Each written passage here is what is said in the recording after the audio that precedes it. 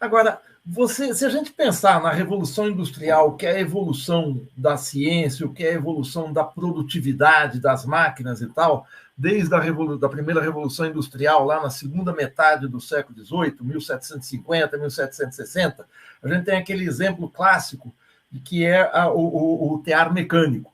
Enquanto 10 trabalhadores produziam uma quantidade de tecido com o tear manual, o tear mecânico, com a sua possibilidade de aumentar, de potencializar o trabalho humano, fazia com que um trabalhador produzisse o mesmo do que 10 trabalhadores. Isso significava o seguinte: 9 ficariam desempregados.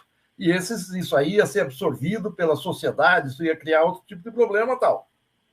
Mas esse aumento da produtividade sempre se deu no quesito do trabalho. Você sempre tem o trabalhador fazendo o tecido, você sempre tem alguém que desenha o tear mecânico, que desenha a máquina a vapor, que mais adiante vai desenhar o motor da gasolina, que vai desenhar a máquina de concretagem, enfim, você vai ter sempre o cérebro produzindo.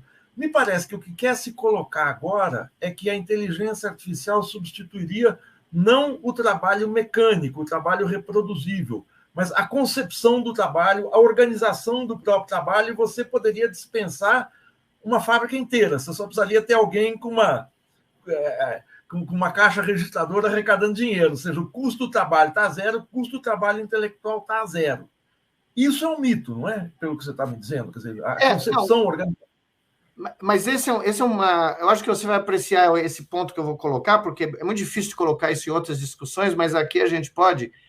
É que, na realidade, na minha concepção, a grande batalha do século XXI e daqui para frente, né, a famosa disputa ou luta de classes, não se dá mais nos meios de produção.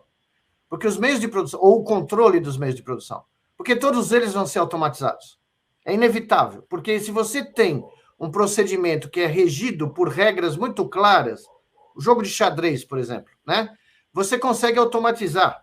O jogo de xadrez é muito complexo, tem um número explosivo de variáveis, né? Mas ele tem regras fixas, ele tem regras muito determinadas. Então, para você produzir um automóvel, você tem regras muito claras, não é à toa que os robôs de construção das fábricas de automóveis substituíram boa parte da mão de obra humana. A grande batalha agora não é mais pelos meios de produção, é pelo conhecimento e informação e a sua disseminação. É aí o campo de guerra atualmente. Porque no momento que você consegue automatizar os meios de produção e você tem nas suas mãos, você detém o monopólio da geração de informação e de conhecimento, que é um passo acima, né? E eu queria deixar bem claro, ninguém fala isso também, mas a informação não é uma entidade física, ela não tem uma partícula essencial de informação. Os físicos ficam perdidos para falar de informação porque eles não conseguem usar o lingo que eles usam para a matéria, né, para começar a falar da informação. A informação, para ela existir, requer um mensageiro inteligente e um intérprete inteligente. Tá? Então, esse domínio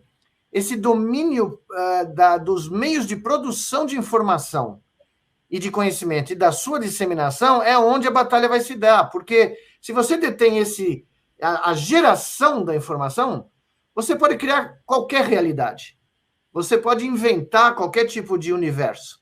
E você pode inventar qualquer tipo de relacionamento social, baseado em fatos, como a gente chama hoje em dia de fake news, né? Mas que existe desde a antiguidade. Você pode manipular a realidade a seu bel prazer. E o que eu digo que é a grande batalha que nós vamos enfrentar é que até recentemente, isso aqui que fica entre as nossas orelhas, era copyright protected. Né? O cérebro, nosso último bastião de liberdade, privacidade e criatividade era inatingível. Você não tinha como acessar na tentativa de reproduzi-lo. Eu continuo achando que isso não vai ocorrer, nós não vamos copiar o cérebro humano, mas como você bem disse, nós vamos avançar na eliminação do trabalho, de vários trabalhos, e não são só trabalhos manuais. Né? Você vai avançar em várias áreas que são áreas na divisa da criatividade total e do trabalho manual. Existem várias áreas. Né? Por exemplo, nos Estados Unidos existe um movimento agora tentando impor sistemas espertos, ditos inteligentes de computação, na triagem dos prontos-socorros dos hospitais. Eu não acredito que isso vai chegar a lugar nenhum, vai dar um problema enorme, porque esses sistemas vão falhar num índice muito alto, talvez bem mais alto do que o ser humano, porque tem coisas que só um médico ou uma enfermeira experiente conseguem detectar em um paciente que está numa situação emergencial. Mas, basicamente, essa é a tentativa. Agora, o cérebro humano, da maneira como ele funciona, do ponto de vista neurobiológico, não vai ser copiado por um sistema dito artificial. O meu grande receio é que, se a informação e a geração de conhecimento forem totalmente dominadas pelos proponentes dessa área, né, de inteligência artificial, e a nossa mente for exposta continuamente à lógica digital, como o cérebro é um grande camaleão, ele vai começar a se comportar como esses sistemas.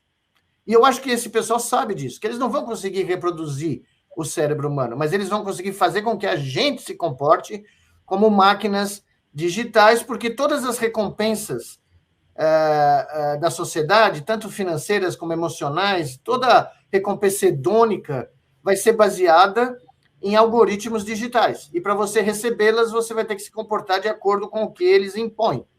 Você já deve conhecer pessoas que definem no seu dia a dia quantos passos elas andam de acordo com o relógio, né? Que diz, olha, tem que andar mais 2.000 passos. Bom, tem companhias de seguro de saúde americanas que estão flutuando a ideia e já estão começando a empregá-la em certos mercados americanos, de que se você não andar um certo número de passos por dia, a sua apólice de seguro não é válida naquele dia ou nos dias futuros.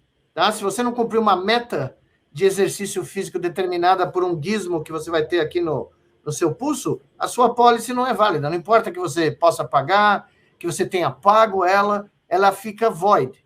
Tá? Então, é essa a minha grande preocupação. Porque, insidiosamente, esses caras estão penetrando em todos os aspectos do comportamento humano.